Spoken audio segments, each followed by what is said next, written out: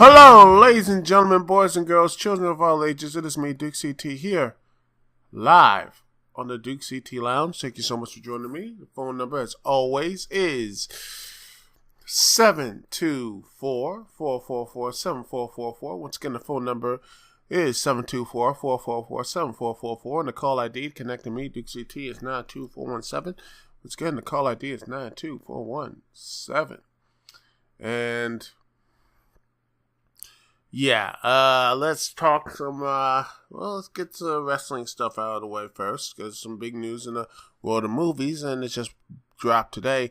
I want to get the wrestling thing out here, the entire odd road to WrestleMania, the road to WrestleMania that has been full of not just injuries, but just weird choices, odd booking decisions, and quite honestly, it really is frustrating to see that. This is because this is a company that has a chance to do something really magical at WrestleMania, something important, something that is actually could be something meaningful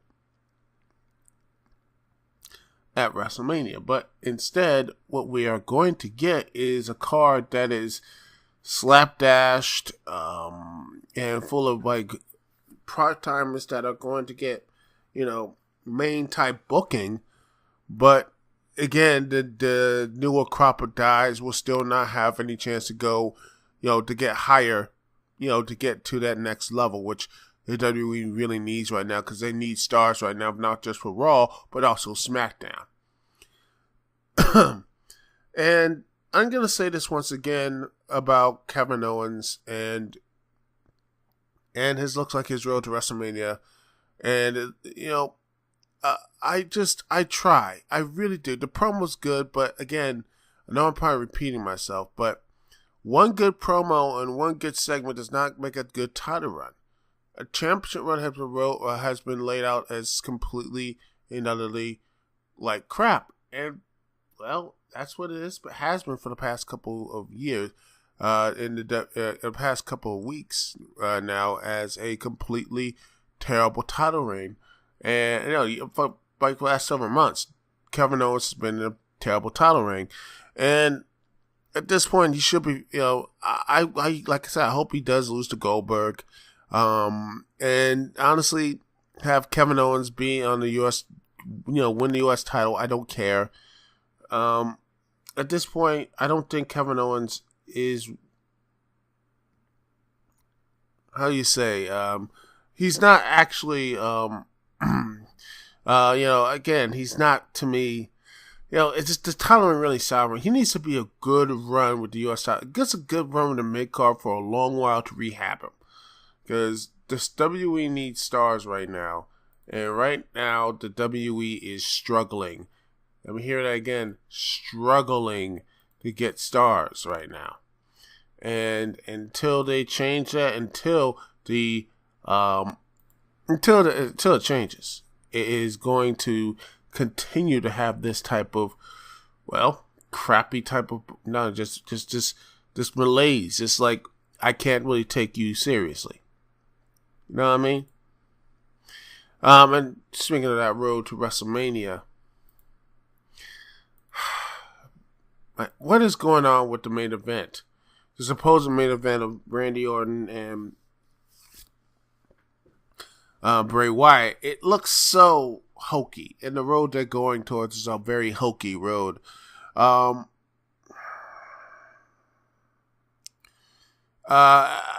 saw it was actually a pretty good battle royal. I like some of the stuff, especially I do love the fact that Dolph Ziggler wearing the American flag as a heel and everything else. It's just so funny, and trying so hard, really hard to be this long, just his long, droning promos, trying to be a threat. And I'm like, dude, you're not a threat. You're a loser. You can't get it done, and that's what it is. And you're trying to be cool. You super kick the green screen, even though there's probably another green screen after it. I don't care. You're just terrible. Just get off my screen. Dolph Ziggler, you need to go. take your American flag tights and go, man. You don't even know what your I don't know what it is anymore, man. I don't know. I don't know what his character is now. It's just this long, whiny old dude who never really got anywhere. And he's just sitting there saying, the new era is canceled. In this long, droning, boring voice. And I don't care. Him and Apollo Crews, they are meant for each other. They are boring, uninteresting, and quite honestly, there's nothing you could do for them. Nothing. What else? What else? Oh yeah, the Battle Royale. Man, it was a complete and utter. There was a completely good match. I like that. I like with Baron Corbin and making basically Dean Ambrose, taking all these, the end of days and everything else, which I hope that this leads to him getting the Intercontinental Championship and have a good run with it. Even though he has been doing really nothing with that for SmackDown and everything else. So here's hoping Baron Corbin continues to improve and grow and such. Then you have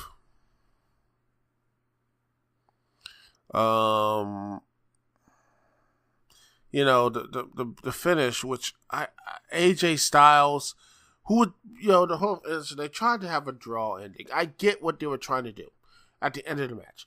It was really exciting, and I liked the way they finished it. It was really cool, but you could tell AJ Styles fell first. There's no controversy. In fact, it's really dumb when they did it. It was like the spot. It was like if they just both fell.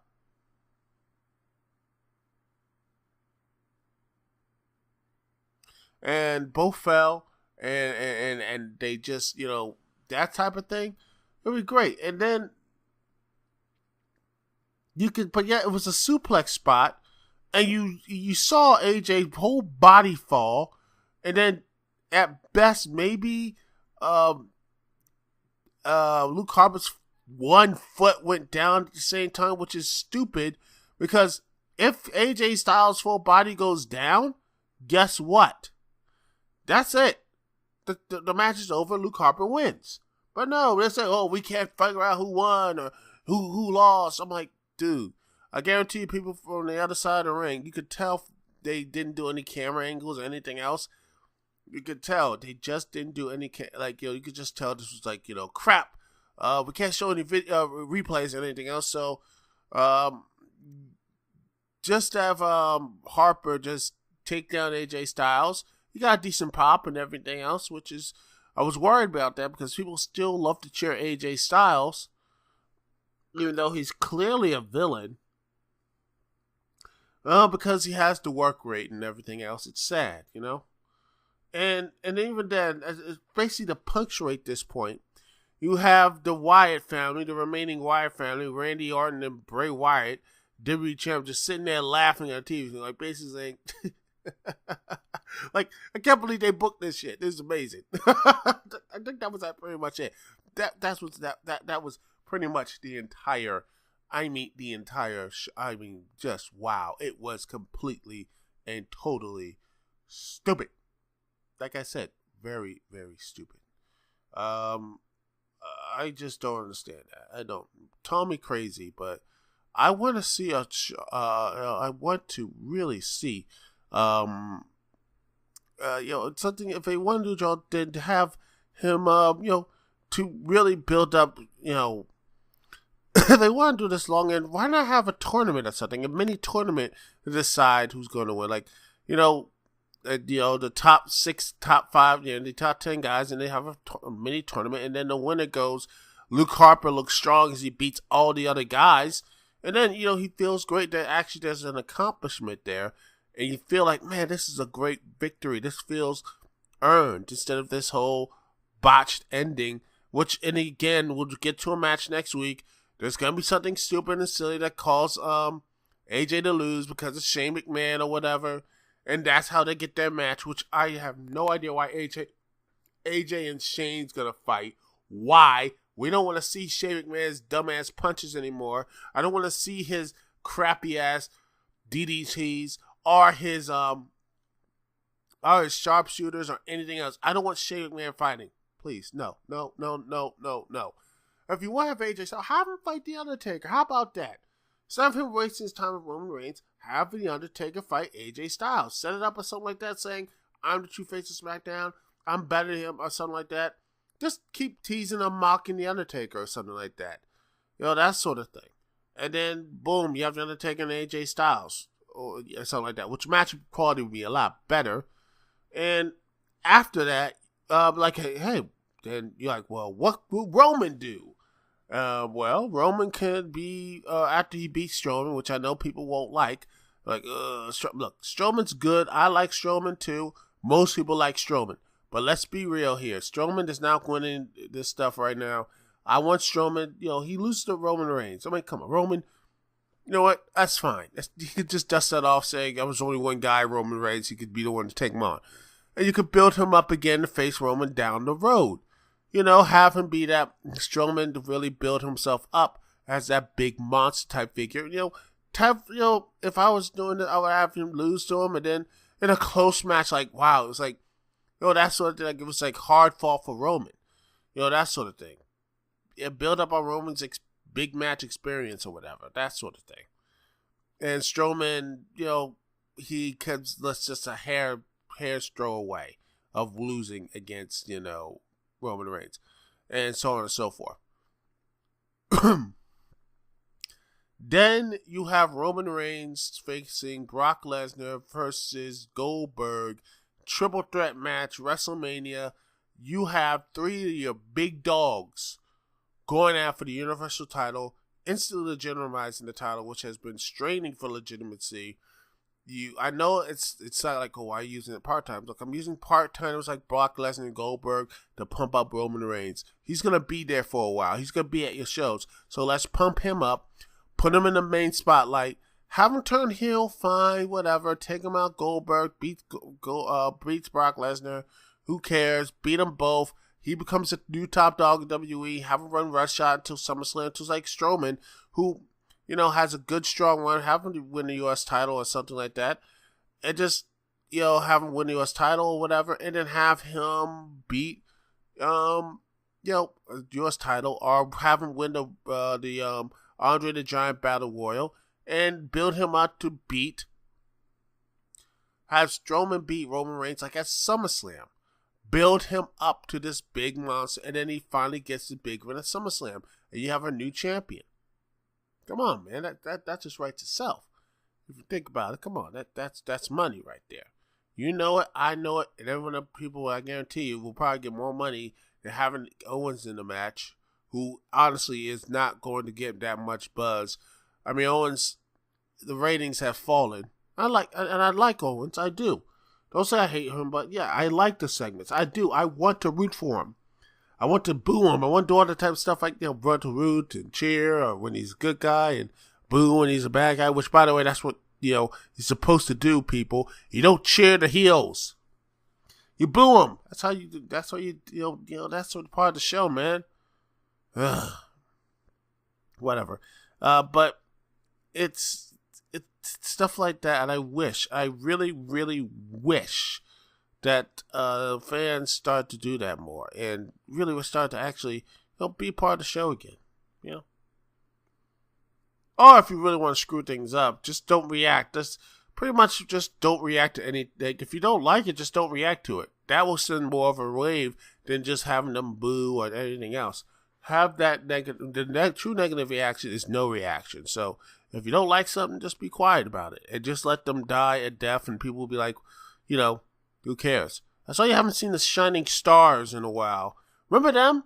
We are the Shining Stars. They won a couple matches and they were flat out gone. Haven't seen them since in any Raw since this year. Maybe they've been jobbing or something, but they have not been. Maybe they moved back to Puerto Rico, but that's pretty much it, man, for them. So yeah, the road to WrestleMania looks very sloppy. I'm hopeful that they're gonna have something really interesting for this card to make it seem important. They want to make it seem important. WWE really wants to make it important. the way to make it important is have to have a big splash and making, the main stars important. Don't have them lose to part-timers. Don't have them be the second banana to part-timers. Have Kevin Owens beat Chris Jericho with the United States title. Have Roman Reigns be in the main event for the Universal Championship and win. Have Luke Harper or Bray Wyatt retain the championships against Randy Orton. Have Baron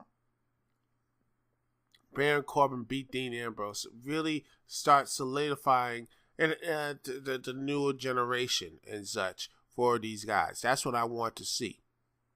And also have Braun Strowman just completely annihilate everyone and win the Andre the Giant Battle Royal. Cool? Cool. All right. Whew. That was fun. Yes, it is. Yes, it is. For whatever reason, I can't find any musical breaks now. I don't know. But I'm just going on full live here. Doing it live. I'll find a way to fix that. Later on this week. Stream of consciousness at this point. So, yeah. Let's switch gears and so on. Let's switch those gears. Switch. And we're going to be talking about Warner Brothers and such. Warner Brothers in the DC movie universe. I really, really love this stuff. I want the love of just the movies. I like Batman, I like Batman v Superman. I like Man of Steel. Suicide Squad, I can take and leave. I like the soundtrack. Yes. Yeah, I like it. But here's hoping that, maybe they'll finally get to something positive here. Is that now supposedly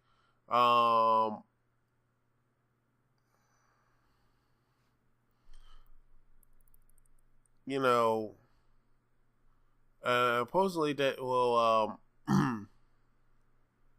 there's going to be a little bit of a shift as now Chris McKay, the director of the Lego Batman, who was actually, ladies and gentlemen, who was recently directed the Lego Batman movie, is now in negotiations for a new live action Nightwing movie. Live action Nightwing movie, which is awesome. I am surprised by this. And also, supposedly, with this, and, they're trying to do some more stuff with the Gotham City Sirens, Suicide Squad, was supposedly being directed by Mel Gibson. It's going to be fun. Flash film, which they still don't have a director, by the way.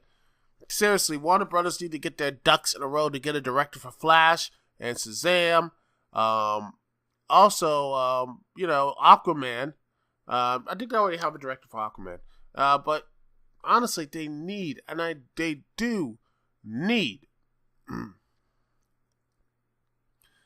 do need some real changes here. They need to do something to really shake things up for this type of movie. They need to really switch things up for this property and such. And with this director, which I haven't seen Lego Batman, but a lot of people say love it. It's a light, happy, fun type of Batman movie, which I think at the end of the day, that's what DC is going towards. A lot colorful, a lot more brighter, a lot more positivity. And this better hope we work. Because if Wonder Woman bombs, or this type, Wonder Woman and Justice League bomb, I think they're going to have some heads roll. There will be heads rolling, studio executive heads roll, and I think they're going to, I think they'll shelve the DC universe for a while, and they'll probably bring it back with another reboot, which at this point, there's always going to be reboots, so get used to it. I don't know if they're going to reboot Batman, Wonder Woman, or Superman, but honestly, at this point, a lot of time's passed, so they could probably do Green Lantern again. So, that sort of thing. But, yeah, it's going to be very interesting to see how they're going to really get these ideas out. Because these properties into films. Personally, I would just say if Wonder Woman and Justice League, take huge L's, I think they need to scrap the whole current one and go right back to the source, the beginning, with the Justice Society of America. They were the first ones to do, before the Avengers, before the Justice League. It was the Justice Society of America. So do a film based with Stargirl, Dr. Midnight, all those other characters, that sort of thing. Build that roster up, and then do a then do a JLA movie, or do a Batman, Superman, everything else. Build that movie up and that sort of thing. Have that type of positivity into it. If not, well, guess what's going to happen? You're going to have the same type of failures, because people want to see DC get back together, to get their act together, to get it moving, to keep it actually to become something better. And that's the hope, and that is the legitimate hope for this franchise. And I hope too, and I really do hope that they start to become, a lot better, a lot more,